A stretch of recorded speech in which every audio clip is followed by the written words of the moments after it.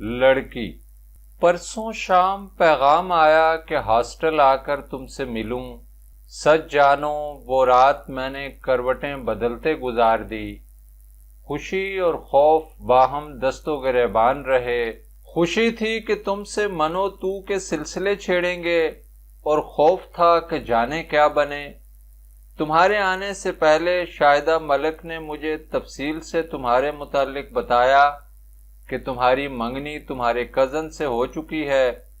وہ فوج میں میجر ہے، مگر تمہارے من مندر کا دیوتا کوئی CSP ہے، پہلے یہیں پڑھا کرتا تھا، کسی بڑے خاندان کا خوش قسمت بیٹا ہے۔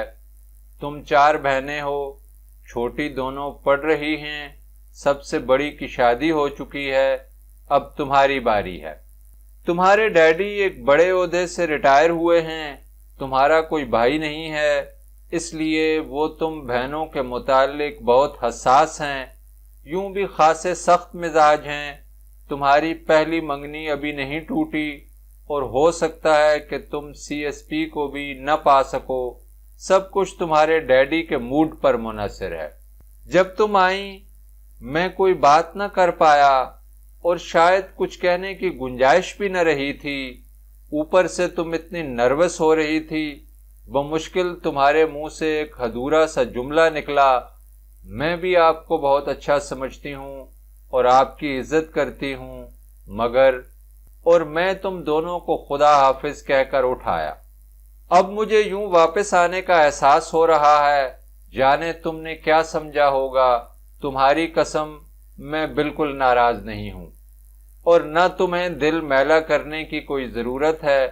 کیا ہوا جو تم میری نہیں بن سکتی؟ ہم دوست تو ہیں، یہی کیا کم ہے؟ اور پھر ضروری نہیں کہ ہر خواب حقیقت میں بدل جائے۔ میں محرومیوں کا زہر پی پی کر جوان ہوا ہوں۔ تم اجالوں کی باسی، میں تاریکیوں کا مسکن۔ تم فضاؤں میں گونجتا کہکہا، میں آہوں سے اٹھتا دھواں۔ بھلا ملاپ کیسے ممکن ہوتا؟ میں دکھوں کا کشکول تھامے جانے کب سے زندگی کی شاہراہ پر چل رہا تھا۔ تمہارا بھلا ہو کہ تم نے اسے ایک ہی بار بھر دیا۔ اب زندگی سکون سے کٹتی رہے گی۔ پھر اپنوں کے دیے دکھ تو بہت عزیز ہوا کرتے ہیں۔ میں تم سے صرف اتنی سی بات کہنا چاہتا ہوں کہ زندگی کے کسی موڑ پر تمہیں میری ضرورت پڑے تو مجھے سر جھکائے اپنے ارد گرد ہی پاؤ گی۔ اچھا سمجھنے کا شکریہ، میں بھی تمہاری بہت قدر کرتا ہوں۔ میں احسان فراموش نہیں۔